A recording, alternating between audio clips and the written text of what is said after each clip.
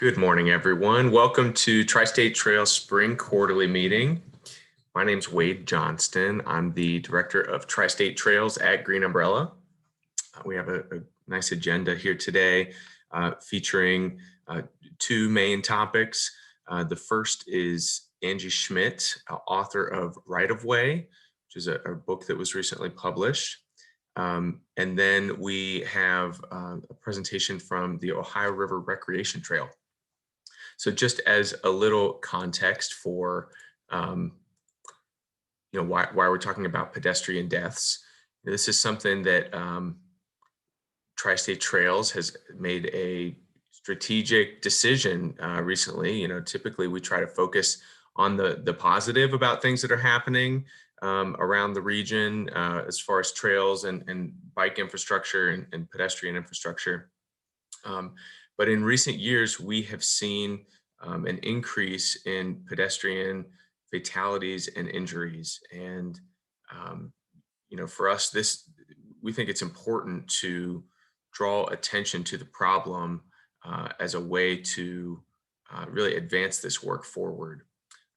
So we organized earlier this month what we called a Day of Remembrance down on the Purple People Bridge. We set up memorials for the individuals who died last year as a result of car crashes.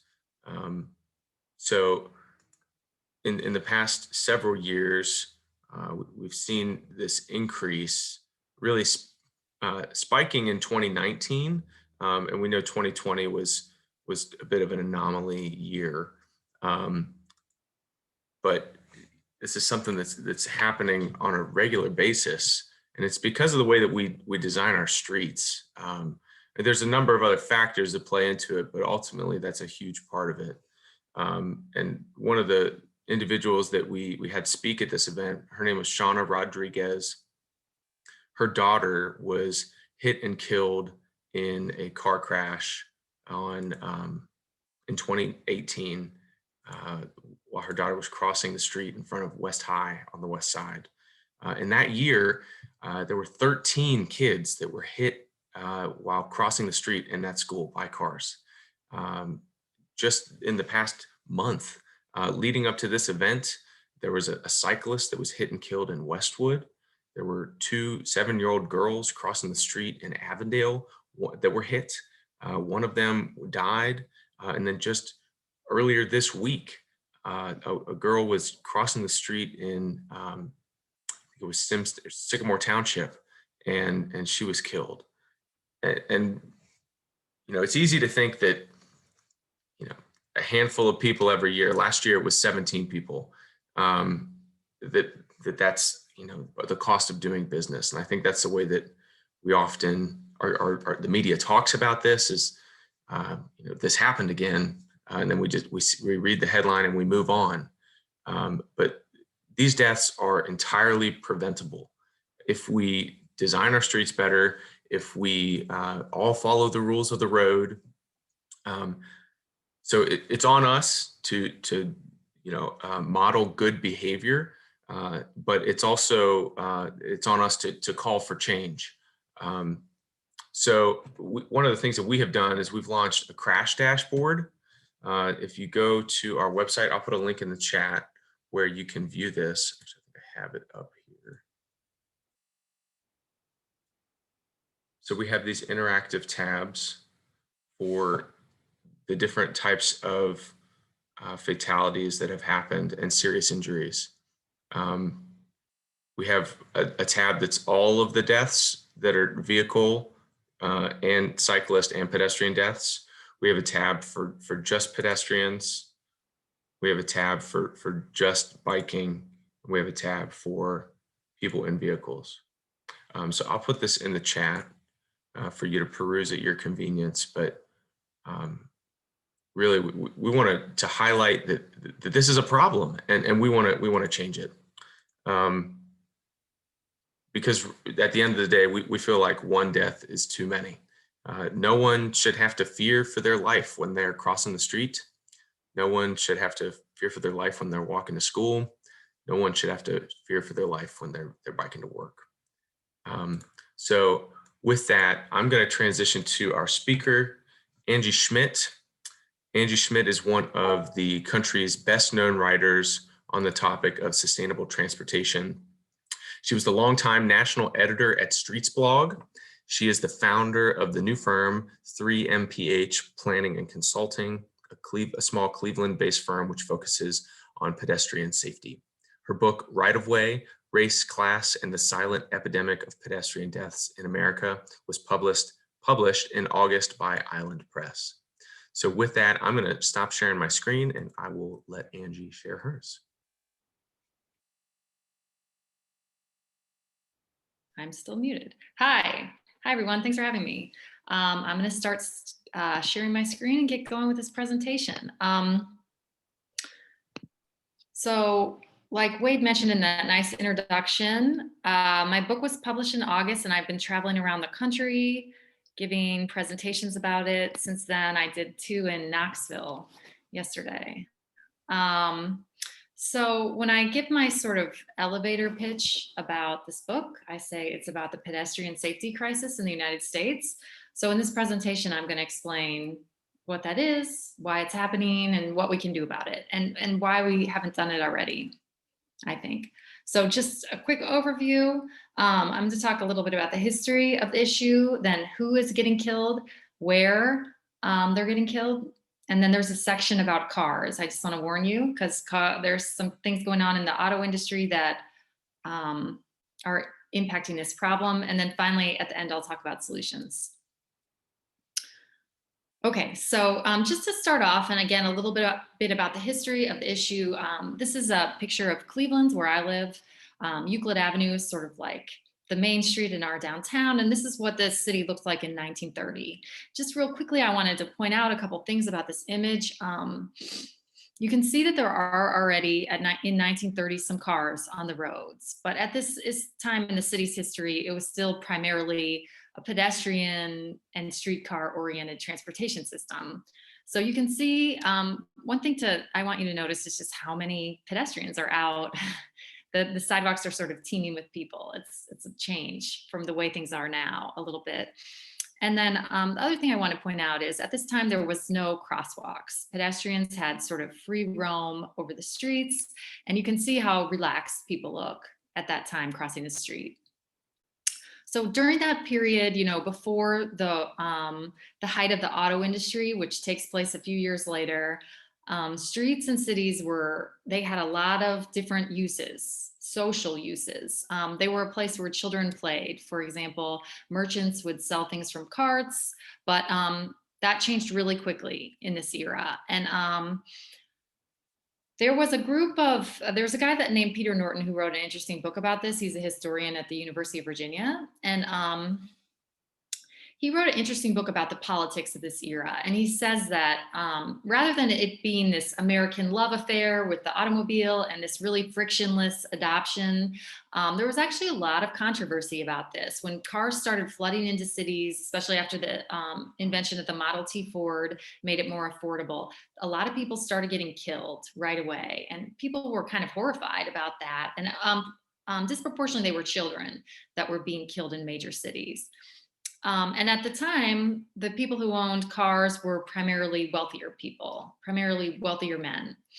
So cars start coming into cities, all of a sudden a bunch of children are getting killed. And a lot of, especially mothers, were really alarmed and started organizing to sort of limit the reign of cars in cities. So in response, there was a group he calls Motordom, which is, it was like auto dealers, fuel sellers, different parties that auto enthusiast clubs that were part of the auto industry and promoting vehicles in cities. They introduced this concept of jaywalking. So at the time, the term jay was a very derogatory term. It's sort of like the equivalent of calling someone maybe a hillbilly today. So they introduced this idea that was totally new, that pedestrians should only be able to cross at certain locations, and even then, only when there wasn't any traffic.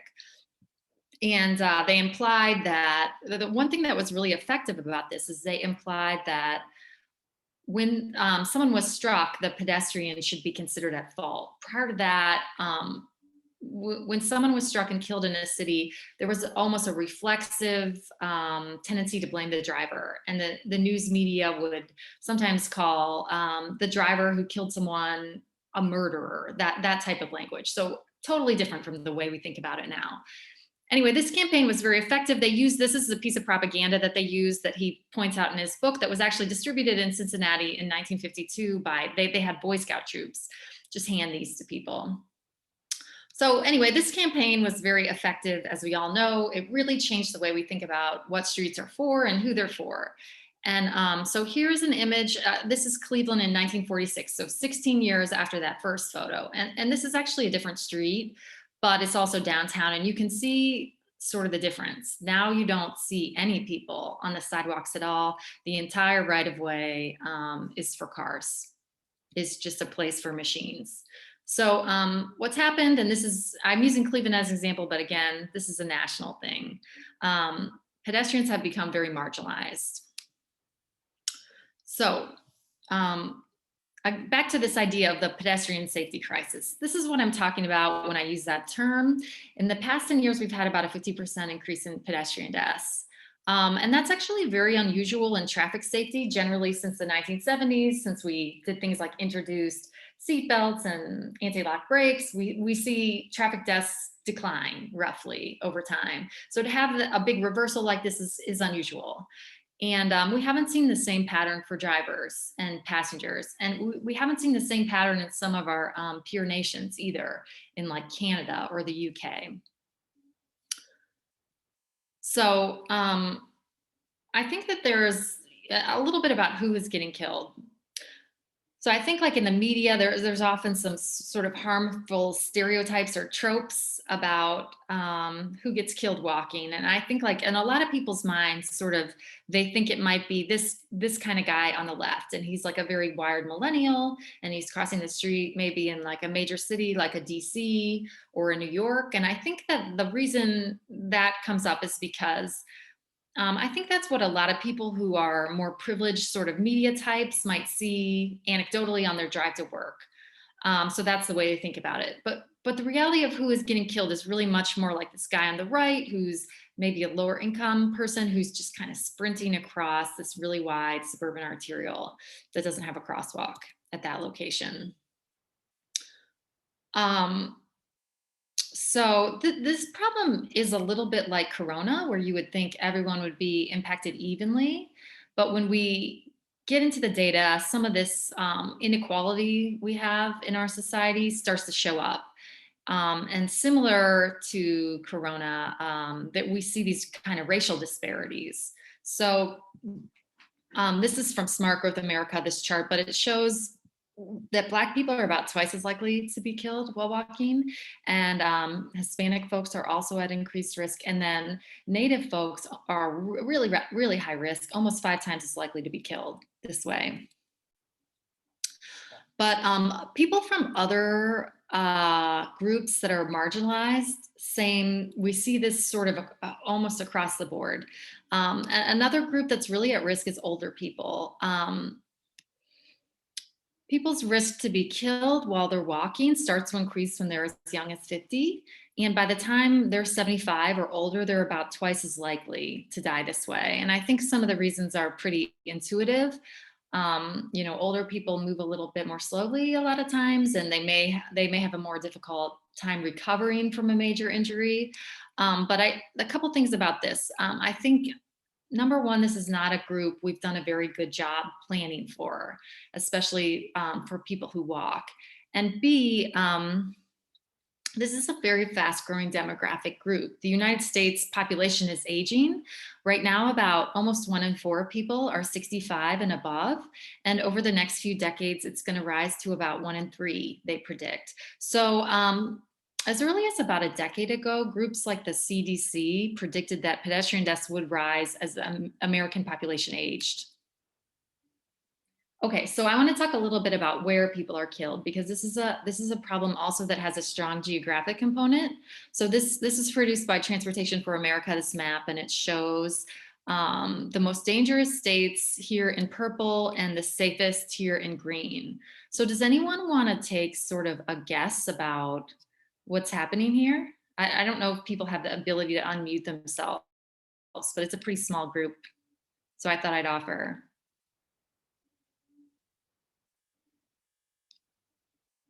Again, the most dangerous states are down here in purple. It's warmer, more people out walking for a longer part of the year. Yeah. Okay. Newer cities, newer roads. Yes, actually the second one, yes, is so it is a little bit related to weather, to the first person's point. So if you think back to those two images I showed of Cleveland in 1930 and then versus Cleveland in 1946. So some of these older cities that are safer, like a Boston, were highly populated and almost fully developed in 1930. So before the auto era in the United States, and their streets and their public spaces are really set up more for a walking sort of streetcar type of environment. But these cities like Atlanta and Houston and Phoenix, the cities that really boomed only after the invention of air conditioning. So that would be after 1940, sort of at the height of the auto era.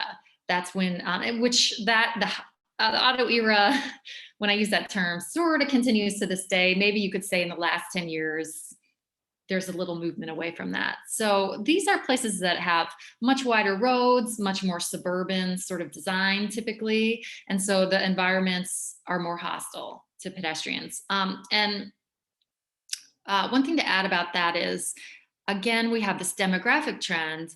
Almost without exception, these are the fastest growing cities and states in the United States. So this is where almost all the population growth happening in the United States is taking place. So that means more people are living in more dangerous locations.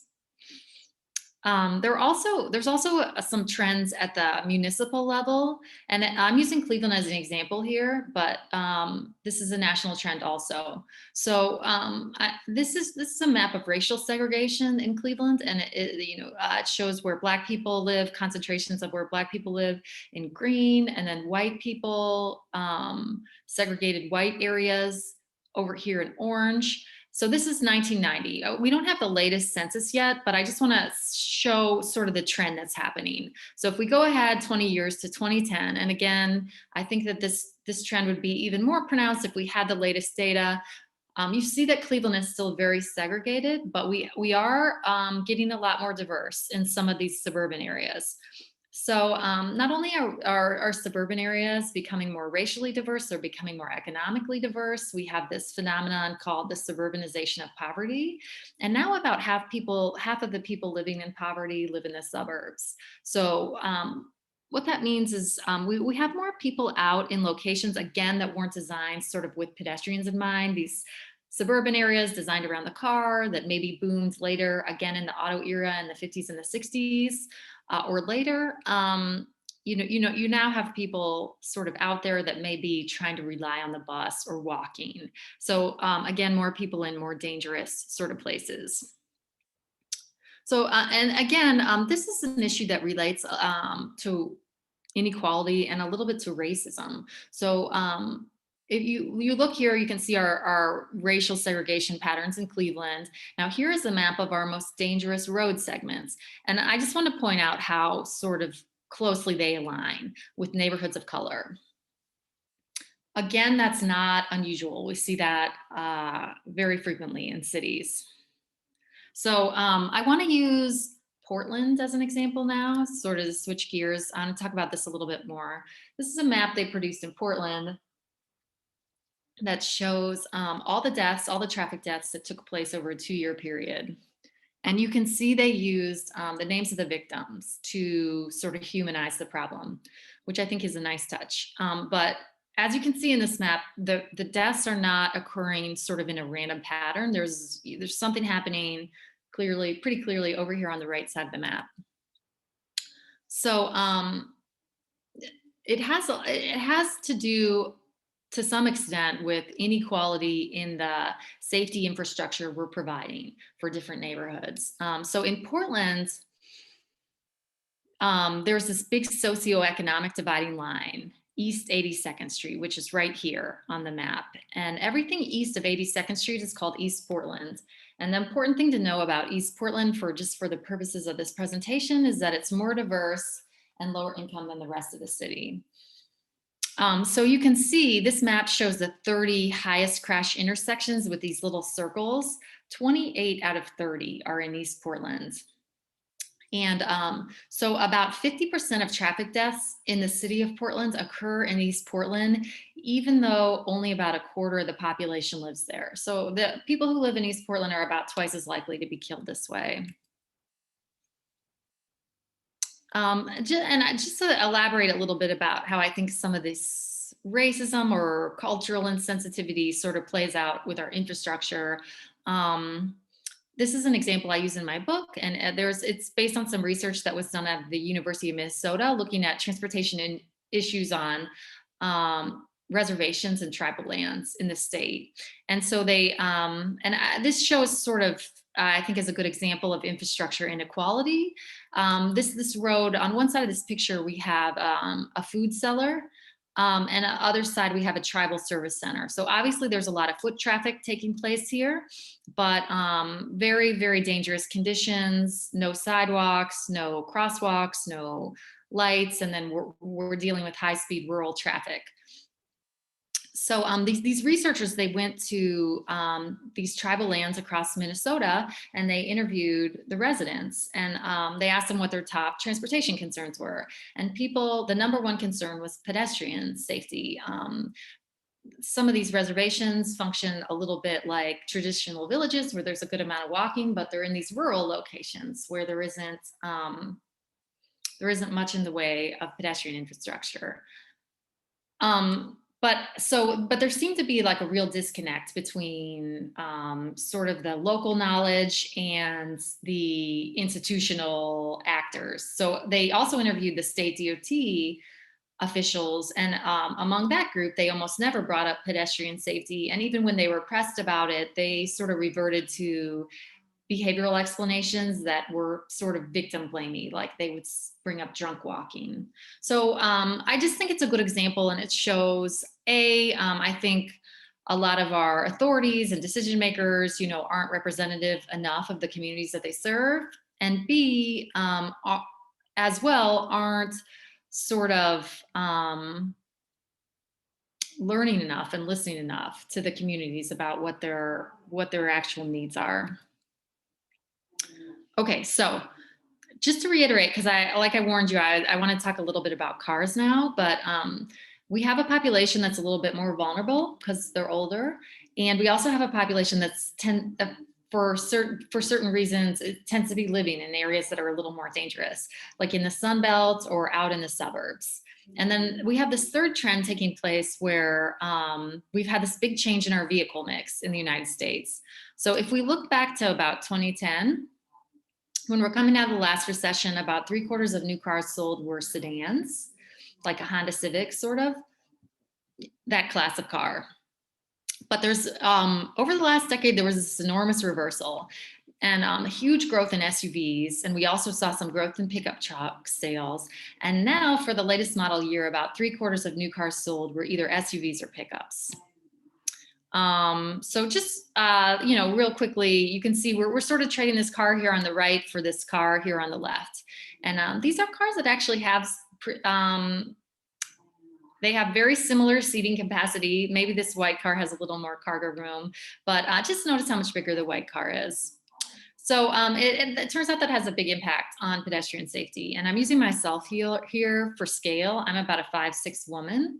So you could see if I was struck by this Honda Civic here on the left, it would hit me in the legs. And then I would fall forward onto the front of the car, probably. But you can see if I was hit by this Toyota 4Runner here on the right, it would strike me sort of like in the chest or the abdomen, which is, where all your internal organs are. It's a more potentially fatal place to suffer a very strong blow. In addition, for shorter people, for like a shorter woman than me or a child or maybe someone in a wheelchair, a car like this, instead of forcing someone up onto the hood may force them down under the wheels. So we have some really strong data now showing that this is really bad for pedestrian safety. In 2015, the Federal Highway Administration released a study showing that pedestrians struck by SUVs were 2.5 to 3 times more likely to be killed. And for children, it was as much as 4 times the risk. We also have this trend where pickup trucks have become really enormous for different reasons that I could do a whole presentation about, and I don't think we fully even understand. But I use, and this is a picture of my son when he was 4 years old, just for scale, and I believe this is a lifted Ford F-250. So it's been modified, but you can see not just how huge they are and how much damage a vehicle that's that big and that powerful can inflict on a person, but also the blind zones that can create. So cars like this have really large forward and rear blind zones. The blind zone in the rear and the back can be as much as 50 feet, and the front blind zone can be as much as 12 feet. So there's different groups that have done experiments where they've placed sort of children, in front of a parked vehicle like this. As many as like 35 children can be sitting, playing in front of a car like this and be completely invisible to the driver. So just to walk you through, I'm gonna wrap up this cars discussion here soon, but just to walk you through the evolution of one of these cars. Just things have changed so much since the 1990s when it comes to car design. And in the 1990s, the sort of trend was to have a very cute, sort of happy, smiling looking face on the front of a car. And this was actually the Toyota RAV4 is the #1 selling vehicle in America outside of pickup trucks. So this was actually the first crossover SUV, and you can see this car was just a modified Toyota Corolla. So it's kind of just like a tall Toyota Corolla at this stage, and you can see pretty small, 2,500 pounds. Again, like not a very aggressive front end, but just to walk you through the evolution of this car, you can see by 2009, it's much bigger. It's added 800 pounds and the face is already looking meaner and has a bigger grille. That's again, it's not a whole lot heavier, some of the latest versions, but this trend where the face becomes very mean and scowling, the face of the car at the front end, this prominent flat grille is another thing that's very trendy right now in auto design. And while it caused a lot of safety problems and also has set us back environmentally, it's very profitable for automakers. Automakers are able to mark up crossover SUVs about $10,000 to $15,000 over the sedans they're based on. And almost all that money is profit for the automakers. So they've spent a lot of money sort of promoting this kind of vehicle as being preferable, even though we know it has some safety downsides. And another disproportionate killer is commercial vehicles. Just real quickly, this shows the blind zones around like a typical commercial truck. And if you could imagine like a bike lane here, you could have, as many as 10 or 15 people in a bike lane at a red light, totally invisible to the driver. So all this could be resolved actually with some mirrors and cameras, but we haven't required it for commercial vehicles, even the ones that travel into like Midtown Manhattan. So people get killed as a result. Okay, so I know that's very sad and a bummer, but I wanted to talk about some of the solutions here at the end that different cities are using to address this problem. And this is Queens Boulevard in New York City. It used to be referred to as the Boulevard of Death. About 186 people were killed on this road between 1996 and 2014. So they're having as many as a dozen deaths a year on this single road. And one thing I want to point out is that's actually not that unusual. I don't know what the case is in Cincinnati, but in a lot of cities, one or a small handful of roads may account for a wildly disproportionate share of deaths. So that's how this road was, and it's what we call a suburban arterial in planning. It's very wide, fast, and in addition, this road has a lot of high density housing on it. So, but in 2014, New York City, said we're going to tackle this problem. They only spent $4 million.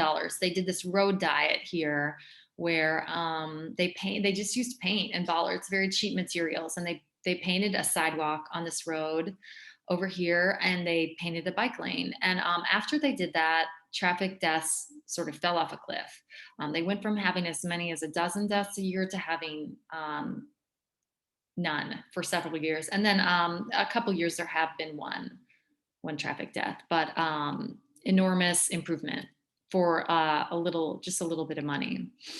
Another thing they're doing in New York that's worth highlighting, I think, is called pedestrian leading intervals. So basically they're just retiming traffic lights so that pedestrians get a few seconds head start when they get the walk signal on turning cars. And the idea is that then they're out in the middle of the crosswalk. When cars start making these left turns, especially that are really dangerous, they're a little bit more visible. They also use this, as you can see from this big arrow, this tool they're calling a hardened center line. So all that does is just a few bollards right there. It forces cars to slow, instead of taking a really wide, fast left turn, where they might cut across this area, it forces them to slow down and take a sharper, slower left turn that's important, because these pillars here at the side can be blind zones that make pedestrians sort of vulnerable or invisible. So the combination of these two treatments, it only costs New York City about $1,200 per intersection to do this. And they've done this at thousands of intersections across New York City. They report that pedestrian crashes fell 40% at locations where they did this. Okay, does anyone write, well, it's probably pretty easy for you guys, but does anyone want to call out what these cities are? This is sort of a success story that I like to highlight. And it's a satellite image taken at night. Detroit, Toledo, and Cleveland.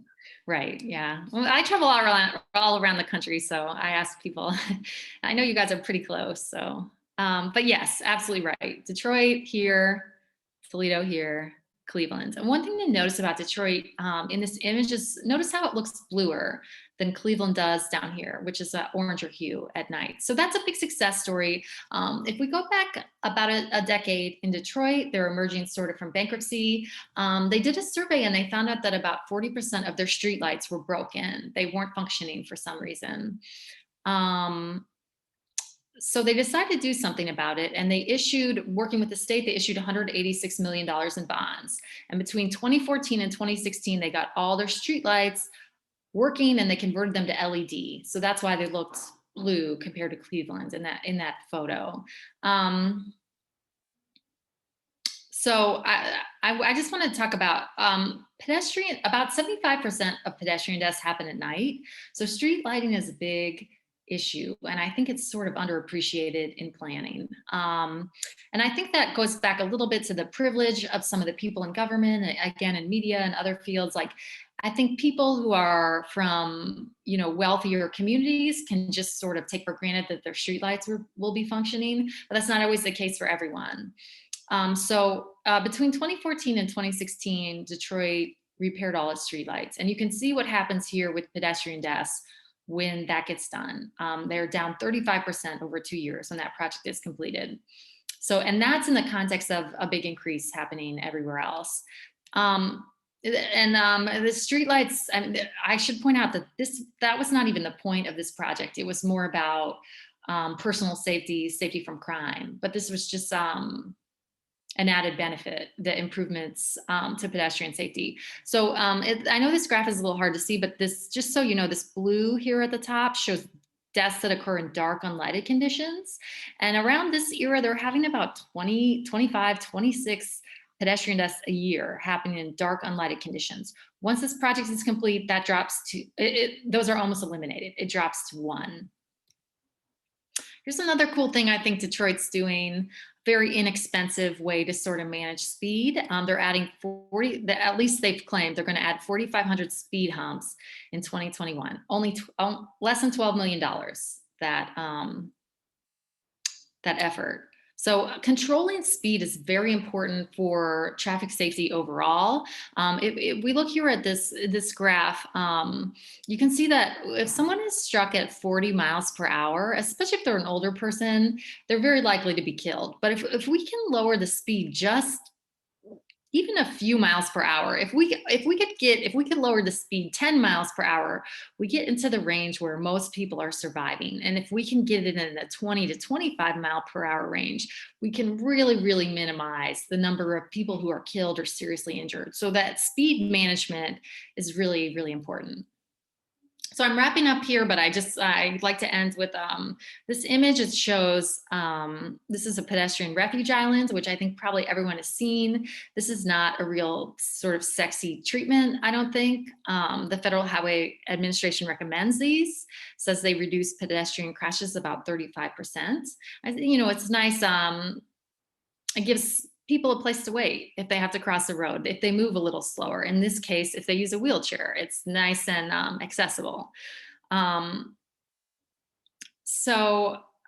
do have the tools. I mean, we don't need to sort of reinvent the wheel. We do sort of have the tools to prevent pedestrians from being killed. What we've sort of lacked is the will and a sense of urgency, or even a recognition of this problem as being an issue in itself. So one of my goals with writing this book and traveling around giving these presentations is to sort of elevate this issue. I think like a lot of people, again, I come back to this issue of privilege, but I think a lot of people, especially in a city like Cincinnati or Cleveland, a lot of the better off people are doing most of their trips by driving, and they may never experience a dangerous, or very rarely experience a dangerous street on foot. And they're missing, there's so many missing details that we really need to make our public streets safe for people to walk or use a wheelchair.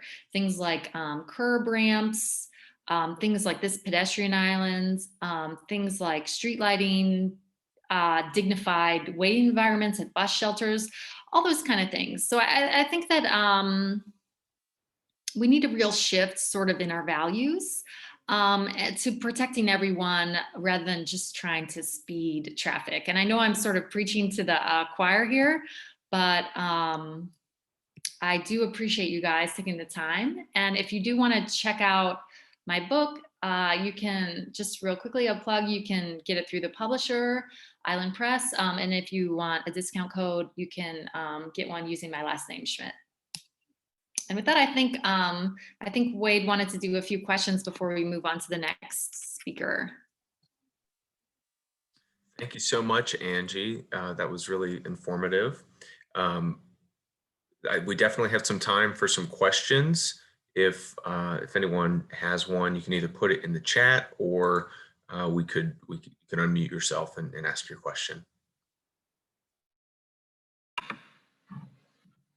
Yeah, this is Steve. I'm curious if there's any data that shows what anecdotally seems to happen a lot: people running red lights, speeding through red lights, ignoring stop signs, and whether that's more aggressive driving or distracted driving. I was just curious about that. So I did sort of look at distracted driving for the book, and it is a little bit difficult to say how big of a factor distracted driving is, because the police reporting is really, like, usually we don't investigate even a traffic fatality too thoroughly. And a lot of people will not sort of volunteer the information if they are distracted. So we don't always have great information about that. But we do know that drivers who have cell phones are using them when they're driving a lot. And we do know that it's really dangerous. It's about as dangerous as drunk driving, to be distracted by your cell phone. So I do think it is contributing. And we hear anecdotally of people all the time. So here's someone who was killed, and they know that the driver in the case was distracted.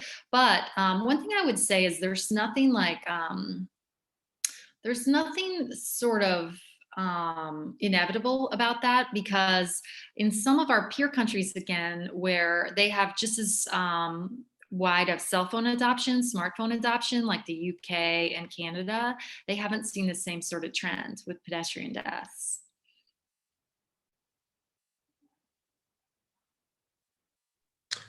Thanks for that question, Steve. There's a question in the chat here. Angie, Peter is wondering if you can speak to the relationship between bike lanes and gentrification. Yeah, there are people that sort of specialize in this topic a little bit more than me, but I can say sort of what I know. So there does seem to be a relationship. Like I cite this study in the book because obviously bike infrastructure can be helpful to pedestrians too. So there's a study that it showed improved safety outcomes for cities that added bike infrastructure, but it also showed that about 50% of that could be explained by gentrification that happened. So again, there does seem to be a relationship. And I do think like in this field, we've done a really bad job sort of delivering safety infrastructure to the places that it's most needed. Like the Portland example, Portland has done maybe more than any other city to promote biking, but they still have this really, really wide inequality in the city, and sort of the neighborhoods that need it most aren't getting it. So I do think like that's something to watch for, and we do have to think in the industry, we have to do a better job of sort of delivering equitable infrastructure, and also it's sort of beyond the scope of the book, but also obviously we do have to find a way to prevent the kind of displacement that we're seeing in a lot of cities. Thank you. We got one more question in the chat here from Jason.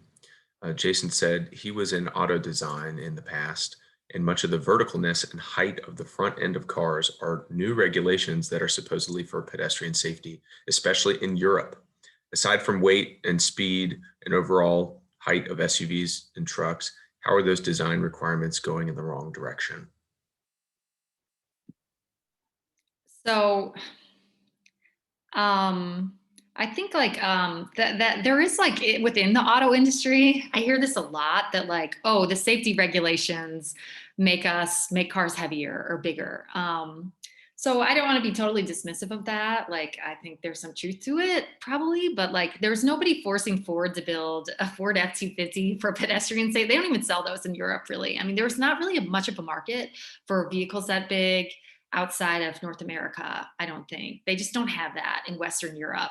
So that is, and actually there's a really interesting book if you want to look at it more called, it's called High and Mighty. It was written like 15 years ago, but they talked about how in the auto industry, some of the marketing execs sort of looked into the psychology of it. And they found out that people like on sort of a subconscious level, like the idea of being able to run people over with their cars.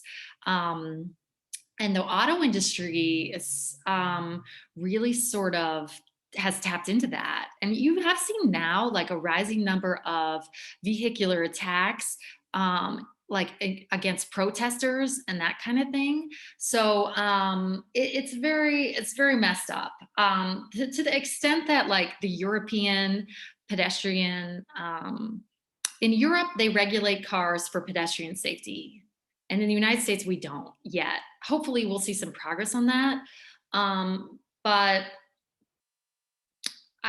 I can't comment sort of on, I agree with what you're saying that certain things about the shape, they try to make the surface a little bit more flat. If there's a surface of a car that sort of protrudes, that can do a lot of damage. So you do want to have sort of an evenness at the point where pedestrians are struck. But that doesn't mean a 5 foot tall grille is something that comes about as a result of, they call it Euro NCAP. That's their regulatory system. So anyway, I am hopeful with the the changes we have in our administration federally, that we will see some progress on these vehicle regulations for pedestrians here in the United States. Thank you so much, Angie. So I'm going to go ahead and transition to our next part of the session here today. I did want to conclude by featuring, this is the banner that we hung up for our Day of Remembrance.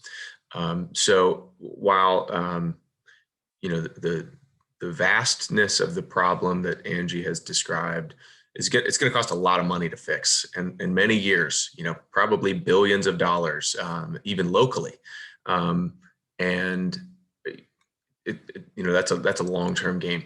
But you know, there are things that we can all do today to take it upon ourselves, for those of us that drive, to make our streets safer and model good behavior. So here's a list of some things that we are calling for people to do. So number one, don't drive, bike, or walk distracted. One thing that we should add to this is intoxicated as well. Drive the speed limit. Always yield to pedestrians. Give bicyclists 3 feet of space when passing. That is the law in both Ohio, Kentucky, and Indiana. Come to a full stop at stop signs. Don't accelerate through a yellow light. Drive carefully in inclement weather. Make yourself visible when walking and biking. Be patient when you are driving. And please remember the humanity of all road users. When you are out there driving, I also encourage you, drive the speed limit and just watch people. Pay attention to how fast people go around you. It is pretty alarming. So with that, I want to say thank you again to Angie. Really appreciate you making time to share your presentation with us today. And hopefully you can see a round of applause. I can't see, but I'm hoping people are clapping. Yeah, I can't hear, but thank you guys so much for having me. I'm really rooting for you down there in Cincinnati. Thanks, Angie. Great. Okay. So our next presentation is more of an upbeat topic. Along the Ohio River Valley, there's a group of partners that are working to create a water trail and an associated cycling route that will go from Portsmouth, Ohio, down to West Point, Kentucky. And so we've got 3 speakers here today who are going to talk a little bit about that initiative. Jack Sutton, who's the Indiana representative of the Ohio River Recreation Trail, Brewster Rhodes, who's the Ohio representative of the Ohio River Recreation Trail, and David Rudder, who works for OKI, who's been supporting this effort. So I believe Jack is going to go first. I'm going to stop my screen and let you share your screen, Jack. Thank you, Wade. Good to see you, and hello to all of my familiar faces and names out there. It's good to be with you guys this morning. So I'm going to try to share my screen. Let's see. So you should be seeing a map, hopefully. And are you seeing that, Wade? Yes. Great. Well, this is a map of the Ohio River Recreation Trail, as Wade described, and what we would like to do in the next 10 or 20 minutes, and I don't know if Brewster's on the call yet, but he will be shortly. He's participating in a meeting up in Dayton today. But we want to give you an overview of what the trail is about, what the initiative is all about, share with you a little bit of the history of the organization, and then I'm going to hand it eventually off to David Rudder, who's a planner with OKI, and he's going to share really a deliverable we already have in place, and that's the digital guide. Some of you may be familiar with this guide, others may not, but David's going to give us a deep dive in what it does, what it is, what it does, and how it helps both bikers and paddlers.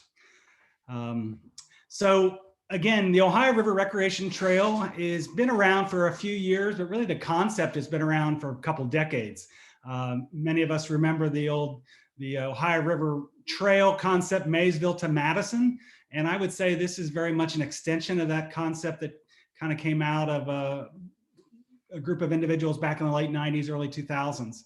Again, it's the idea to create both a water trail and a biking route parallel to the Ohio River. So a water trail on the river and a bike route paralleling both shores of the Ohio River from Portsmouth to West Point.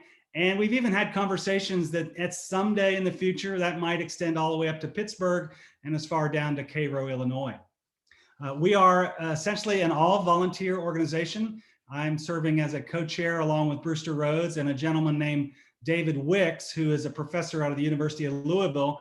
And he's kind of involved with a group down in Louisville called the River City Paddle Sports, Inc. And they put on events in Louisville that are very similar to our Paddle Fest here in Cincinnati. They have events on Memorial Day weekend and Labor Day weekend that really advocates the use of the Ohio River for paddling, hiking, and biking.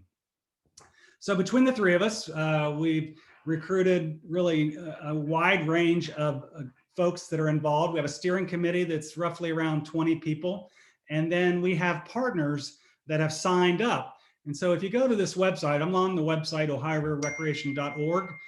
If you go into that website, we have a list of who all the partners are. And really this is familiar. There's some of our Trailblazer partners, but we have over 50 individual partners. So many of you may see your organization listed here.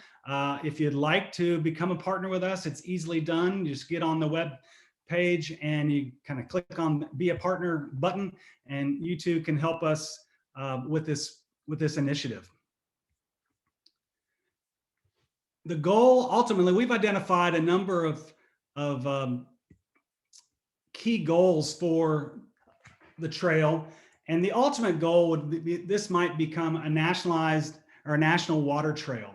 And there's a lot of steps to get to that recognition that's handed out by the National Park Service, the Department of Interior.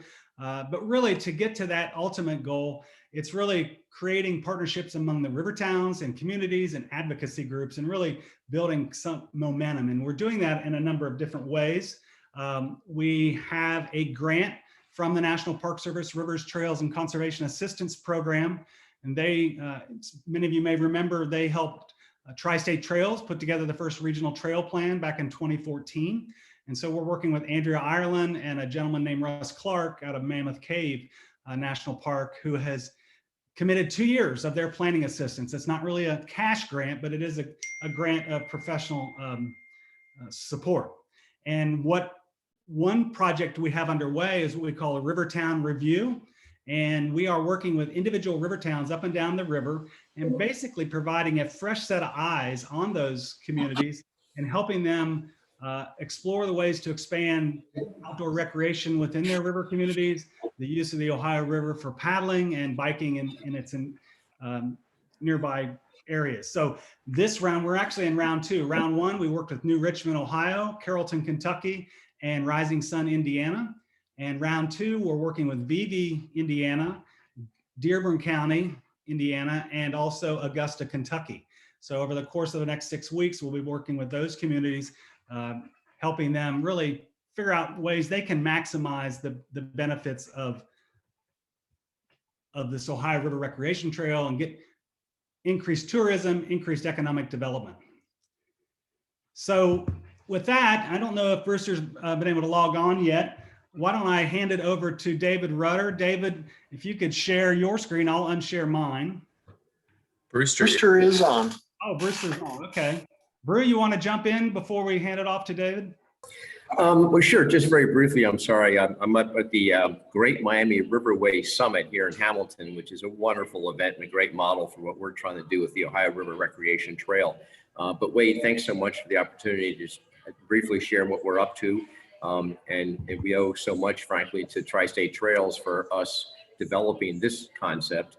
And in some ways, it's really a significant geographical expansion of what Tri-State Trails is already doing by trying to build out our waterway trail, but as importantly, our cycling trail from Cincinnati east and west, up and down the Ohio, from Portsmouth all the way down to West Point, which is downstream from Louisville. And a lot of these communities already have cycling trails in their local community that may not be connected from one to the other, although Aurora and Lawrenceburg is an incredible model for that level of connection. But the bottom line is we just started this when we took, a bunch of us took a paddle from Cincinnati to Louisville a couple of years ago, 33 hours straight on through, 130 some miles. And when you talk at 2 in the morning, as the moon is up just gorgeous, about, gee, what could we do if we collaborated to try to take advantage of this incredible natural asset, to invite more and more people to make use of the river for paddling, for power boating, fishing, obviously for cycling along the shore. And we said, gee, maybe we could do something like what they're doing with the Great Miami River, and develop a way to connect these incredible communities with amazing assets and provide a magnet for people locally, but regionally for sure, even nationally, to come and experience the beauty and majesty of the Ohio and its shoreline and its incredible communities along the way. So we developed a website. We developed, with David Rudder's incredible leadership at OKI, a digital guide to the Ohio. We've been meeting and working, as Jack described, with leadership from the different communities along the way, helping them identify their assets that we're then going to be trying to promote and highlight and use to market the region as a destination. So and we also developed and we applied for and got, just like Tri-State Trails did with Andrea Ireland's incredible help over the years, we received a technical assistance grant for now it's 3 years with the National Park Service's Rivers, Trails, and Conservation Assistance Program. So Russell Clark and Andrea have been working intensely with us. We are, of course, their favorite project, but they've been key to helping advise us as we develop the organizational structure and the communication plan and the network development. But we're honored to have them help guide us. And we also developed a relationship with the Lewis and Clark National Historic Trail, which just 2 years ago, expanded from and added the Pittsburgh to the Mississippi leg of Lewis and Clark's famous expedition. So that is an operation where, with the national website, we are helping them build out the amenities along that section of our section of the Ohio, to help them build this incredible 4,000 plus mile national trail with a digital database. So I think that's probably what I need to add. And David Rudder is the guy who knows how to really make this come to life for cyclists. So David. Thanks, Brewster. All right, let me get my screen shared here. And if it's working, everybody should be seeing what you were just seeing on Jack's screen, which is the homepage for the Ohio River Recreation Trail. So the digital guide, and I have to give the majority of the credit for this to Brandon Flessner and our GIS team, who actually built out the guide and has taken on that piece. I'm just kind of the maintenance man that keeps track of it and lets him know if there's a problem and tracks anything new that's coming in. So to get to the digital guide, if you come to our homepage, right up here, prominent in the corner, you click on the digital guide. It'll take you to the splash page for the guide. You get a quick overview. We've got a nice short video there. I'm not going to play that for you. You can explore that at your own. But I do want to point out that, and this is something that we're going to ask, because on the cycling side of the guide, it's not as robust as we would like it to be. We've got a route along the way. We've got some of the amenities that would pertain to cyclists, but there's more out there. We know there are. So if you're out exploring any part of these pieces and you're coming across something, you say that should be on the guide, here's how you do it. You come in here, you suggest a new guide point, and it's going to take you to a form to fill out that is very straightforward. You select what type of point that is. Be sure and place it in the right place. I had somebody that suggested a new point, but they didn't place it on the map, and it somehow automatically placed it somewhere off the coast of Africa. So make sure you drop that in, and this is just a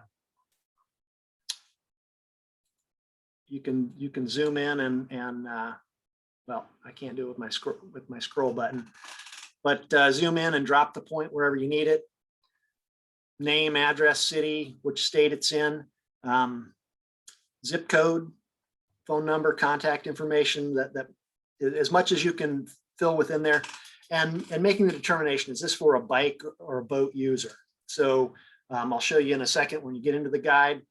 Depending upon which type of user you are, it's going to turn some points on and off. So there are some points that are very much exclusive to the boaters and some that are very much exclusive to the cyclists. and many, if not most, that are applicable to both. So if it's a restaurant or something that's, a half mile away from the river, it's probably not a boater type of point. And so you can select bike with that.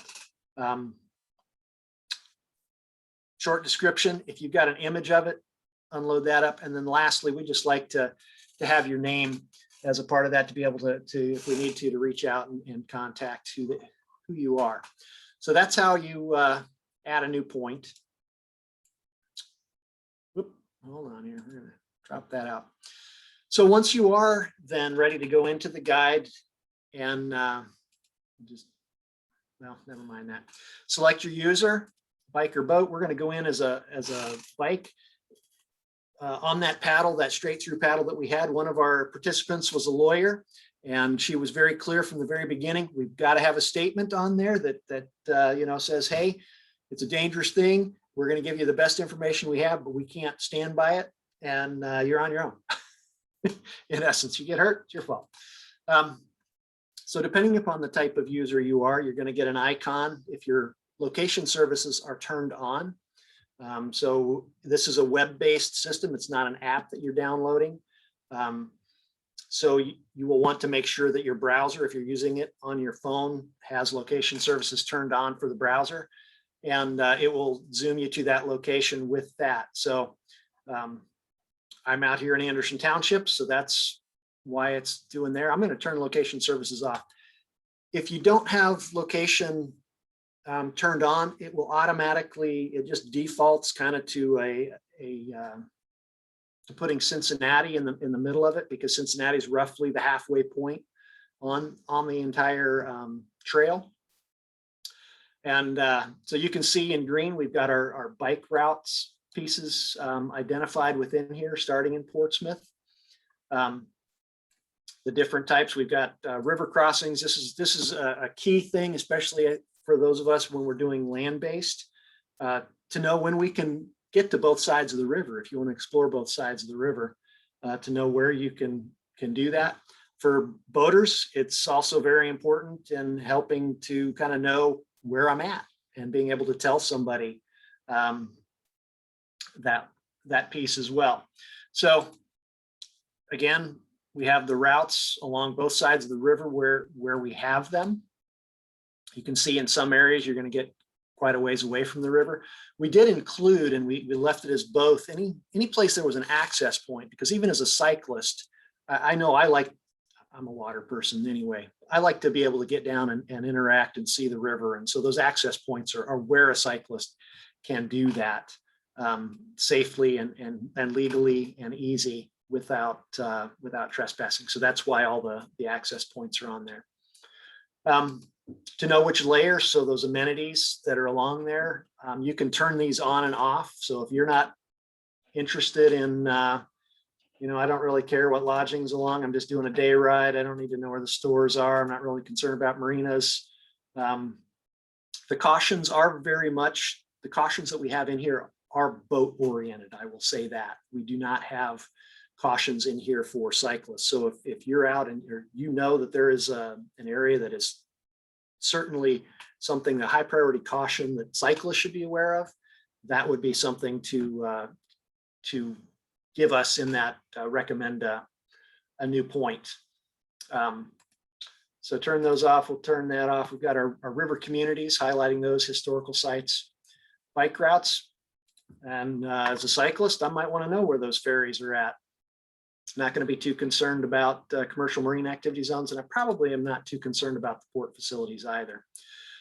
One piece of information that as a cyclist, I know when I'm out, I really don't like riding into a strong headwind. We do have wind speed and direction at the airports in the area, and that's just an Esri service that we were easily able to include. I'll pull out here so we can see one of those. So here at Lunkin, got a directional arrow that's telling you what direction it's going.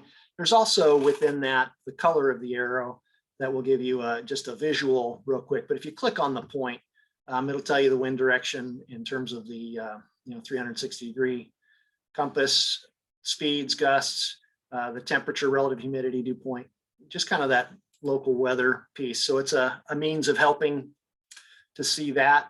We did keep, so any trails that we knew of that and we're really keeping it within the county that borders the Ohio River. Since this is the Ohio River Recreation Trail, we weren't trying to extend those trail connections all the way out as far as some of those go. So that's why we kept the little Miami Trail, certainly something that somebody who's cycling the Ohio River Valley might be interested in taking a ride up that, just because it is such a fantastic resource in our region.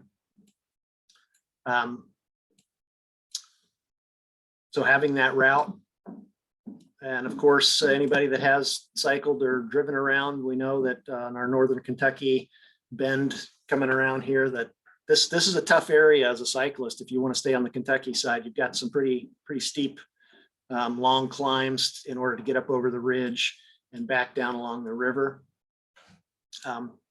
We know that this is also an issue when we get down further. So from Madison, we didn't include a cycling route on the Kentucky side, primarily because the route to do that is getting back down along 42 and some pretty high traffic, high speed roads that we just weren't comfortable including as a recommended route. So from Madison down to Louisville, we're really focused on the Indiana side of the river within that. So certainly an area and working with folks in the cycling community in Louisville and trying to find some solutions for how we can improve this down the road.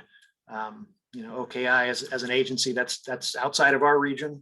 It's kind of outside of Tri-State Trails as well, but building those partnerships. And that's a huge thing with this Ohio River Recreation Trail project, is that we have been building these partnerships up and down the river.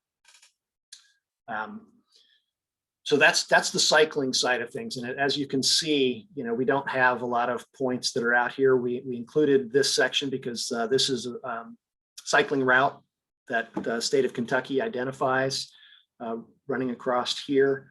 But we haven't had a lot of folks who've ridden that, have been a part of this planning team effort to give us points. So what restaurants, what campgrounds, what other resources for cyclists are within that stretch. And I will say that the guide right now it much more favors getting out on the water and recreation on the water activities, and just in terms of the number of points that we have that are applicable. So let's do that and do a little bit more of the navigation. So if you want to switch your users, you switch your user mode, we'll go back, we'll switch it over to boat. You see the cycling routes drop off. You might have noticed a few more points popped up. So I'll just click back so you can see that, and some of those points drop out. And going back the other way, you get a few more points that will pop in as a part of that. If you are out or you're looking at the guide and you click on something and you say, you know what, Fat Boys is no longer there. We don't have the resources to manage this. And any database, that's the biggest challenge, keeping the information up to date. You can suggest an edit, or if the name has changed or something else, you click on that, it will generate an email that gets sent directly to me. Give me as much information on that as you possibly can, including the river mile. That will help me out because the email doesn't tell me which point it is that you're suggesting an edit on. That's something I've noticed here recently when I've gotten some suggestions. You can also, by going up here in the hamburger under the About, suggest a new point from here as well.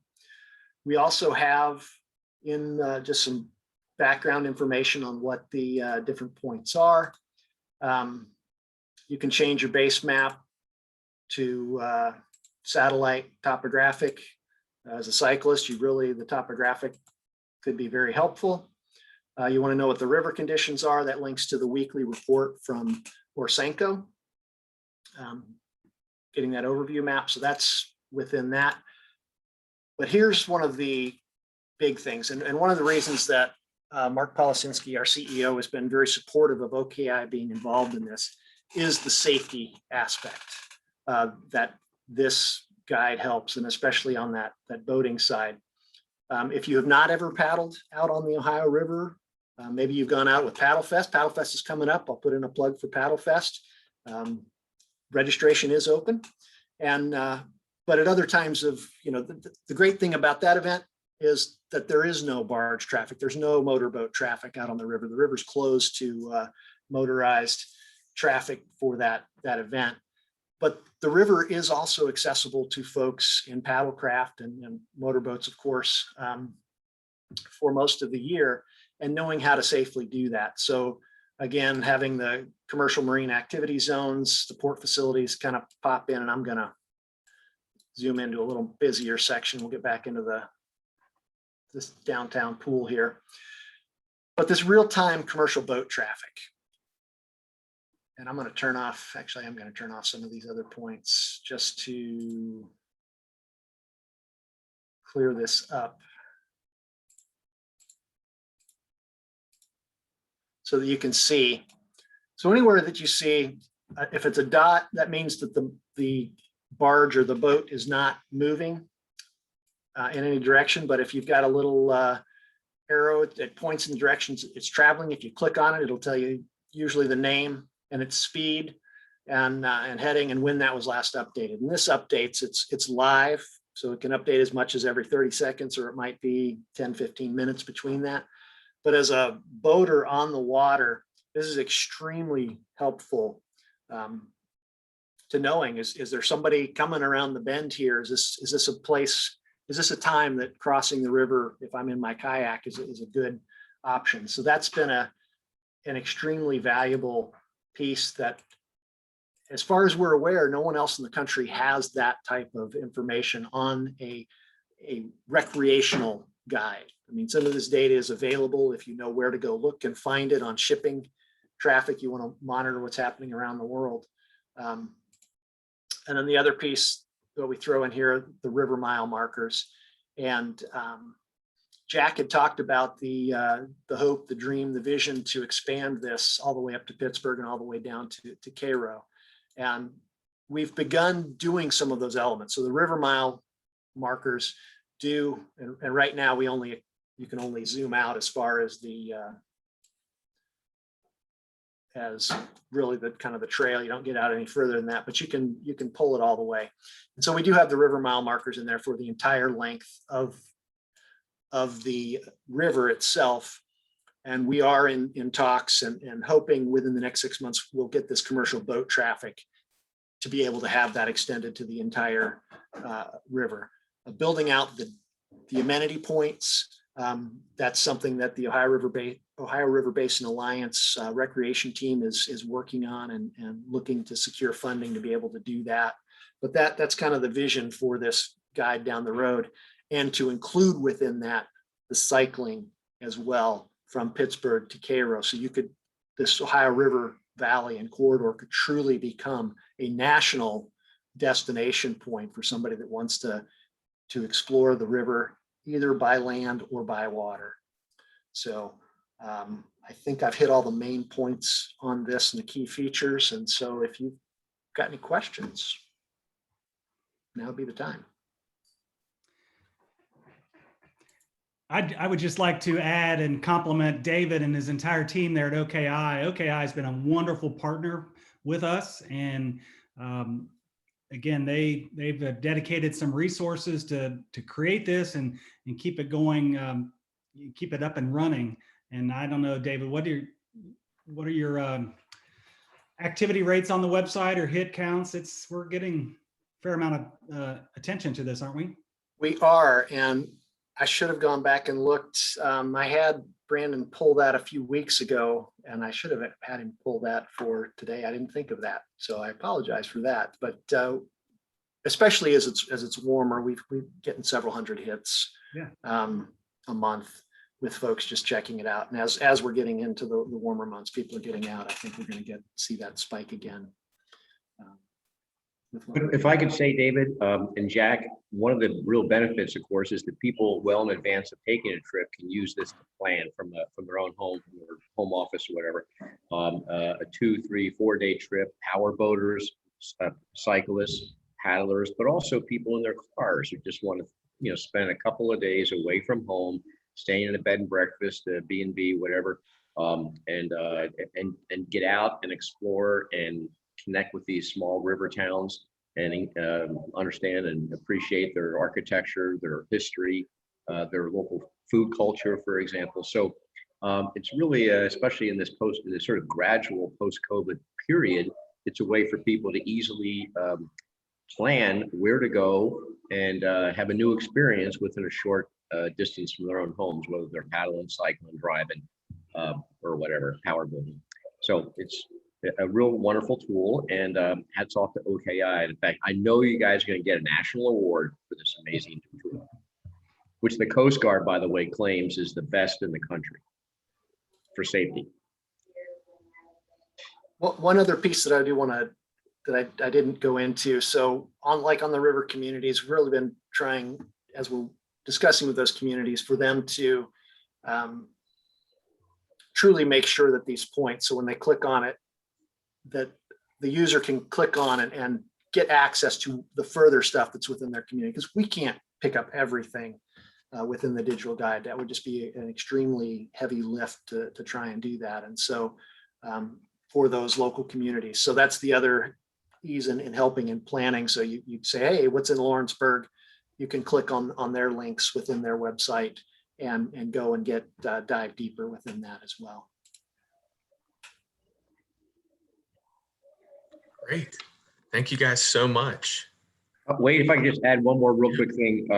Last year, or I don't know, I guess it was last year, we have a section on the website which is specifically about events that are happening in the communities along the trail. And there's nothing on there now because we're still in the process of getting it plugged in for the season. But as communities plan their festivals, et cetera, we'll be adding that. We had over 100 of them last year, and in order by date. So it's a great way to find out, hey, what's going on the next week or two, help people think through, gee, I'd like to catch these 2 festivals in 3 days, traveling, 45, 50, 100 miles, whatever. So it's another way to help plan a trip. Fantastic. So remember, we got Paddle Fest. What's the date again? Oh, great. I really appreciate you guys asking. So Paddle Fest, and thanks, David, is the 6th and 7th of August. Friday night will be an Outdoors for All festival at the Schmitt Recreation Complex, not just about paddling, but about cycling and all kinds of stuff. We'll have activities there, climb a wall, we hope, and slack lines and test paddle kayaks and canoes, etc. And then Saturday, of course, will be our paddle. We do now have a new element for the Saturday paddle, which is a half distance paddle. So you can pay less to paddle just from Schmitt Recreation Complex to the public landing and back. So for those of you who can't do the whole doggone thing, you have a deal, special deal. Great. I always enjoy doing Paddle Fest, especially the little stint up the Mill Creek Mile. Mill Creek Mile is amazing. People just love it. It blows people away to go underneath those 6 or 7 bridges and up there about a half mile or so. And by the way, just obviously, as you know, this event benefits the Venture Crew, getting urban teens out into nature year round. So mark your calendars, Paddle Fest, August 6th and 7th. Thank you, Jack, Brewster, David, for sharing this presentation about the Ohio River Recreation Trail. A friendly reminder, even if you don't do Paddle Fest, you can get out there any day, well, at least when the river's in good conditions, and enjoy the river or enjoy the trail. So thanks, a round of applause for the Thank you, Wade, for having us. Yeah, you bet. Very grateful. Well done. Thank you. Okay, so I've just got a couple announcements before we wrap up here. I'm going to share my screen again. So hopefully you've heard there's a lot of really awesome trail development happening this year, especially in the city of Cincinnati. I'm just going to highlight that real quick as a preface to some events that we're going to be doing. So Wasson Way here, right now it goes from Montgomery Road all the way to Marburg Ave, which is about right here. The city's about to start construction that will extend that through Alt Park to the Murray Path. And then the Murray Path goes along Red Bank Road into Marymount. And then Marymount is going to be extending the Murray Path to Plainville Road this year. The Beachmont Bridge project is underway with Great Parks of Hamilton County, connecting the Little Miami Trail to Lunken Airport, and the Ohio River Trail down at near California Woods and McGrish Nature Preserve. They just opened a section of the trail. They finally finished the concrete where the utilities had been moved. That goes all the way out to Coney Island. We're really hoping to apply for a grant this year in partnership with the city to connect Lunken Airport to downtown. And this is all part of the Crown, the Cincinnati Riding or Walking Network. So tonight, actually, there is a groundbreaking for the Murray Path. So if you're free this evening at 4 o'clock, you can get out of your Zoom call, which I know we're all tired of, and head out to the intersection of Plainville Road and Murray Avenue or Murray Road to celebrate with a little ceremony. And I believe there's going to be some 50 West beer available. And just as a friendly reminder, this trail is what I highlighted on the map. Here's what it looks like going from Settle Street. This is looking west, kind of on the border of Marymount, Fairfax, and Madisonville. So this will all connect to the Wasson Way. So feel free to join us this evening. And then next weekend, there is a ribbon cutting for the Ohio River Trail segment that I just mentioned. This goes from Salem Road down by McGrish Preserve out to Sutton Road, right in front of Coney Island. It's about a 2-mile segment that finally opened. So Saturday, May 8th at 10 a.m., the mayor will be there for a ribbon cutting. And here's just a shot of where that ends right now. It actually connects to a little piece of trail in Anderson Township, crossing the street there to get over to down a 5-mile road. And now that this is complete, relevant for the Ohio River Trail, you can bike in either a trail or a bike lane about 22 miles from Smale Park all the way to New Richmond. So maybe try the Route 52 segment on a Sunday morning. But there are bike lanes that go from to 5-mile road out to New Richmond. Then Bike Month is right around the corner. It starts tomorrow, May 1st. To celebrate, as always, we will be organizing the signature Breakfast on the Bridge event on the Purple People Bridge on National Bike to Work Day, Friday, May 21st, 7 to 9 a.m. We're going to have breakfast and camaraderie for that morning. This is in Bike to Work Week as a part of Bike Month. So it's a great day to change up your Zoom commute and get on your bike and do something a little different before your work day. And then later in the beginning of June, we're doing a fundraiser for Tri-State Trails to celebrate National Trails Day. Still are nailing down the location for this, but we're hoping to do a trail hike, getting outside and having a meeting again. Still have to confirm that, but it will be an in-person event with a little happy hour type party afterward. So mark your calendars for that. And at a certain level, you can get a Tri-State Trails reflective vest. Just got these printed, so these are pretty cool. That's kind of our donor giveaway this year. And then the following weekend, June 12th, we are organizing our Meet the Candidates ride. There's a crowded field for the city of Cincinnati City Council, and the primary will determine who our 2 front runners are for mayor. But this is a chance to see which candidates support bikes enough to come out and ride a bike with us and get to interact with them. And this is a really important opportunity for the biking community to show their support, show that we are a voting constituency and that people care about these issues. So please mark the calendar and join us for that. We're likely going to start at Sawyer Point, but we'll post all those event details here soon. And then something else to look forward to. we are organizing as a part of our Crown partnership with Wasson Way and the Ohio Riverway, an Ales for Trails event this year. So we're in the process of registering breweries. We have 6 that are confirmed. We've reached out to about 15 or so, all within very close proximity to the planned Crown Trail Loop. So this will be a chance to celebrate the craft brewery scene that we have here, and for the breweries to help us promote this vision. So many restaurants and breweries are popping up along the trail, and as it gets built, it's going to be a major, attraction for residents and visitors. So this is an event that we're trying out this year. Hopefully we'll have a good turnout, and it's essentially like a passport where if you visit each of the breweries that are participating over the course of the month, and you submit it to us, it'll be about the first 100 or so that we receive. You'll get a free t-shirt saying that you completed the Ales for Trails. So with that, that is all that I have for today. Thank you all for joining us.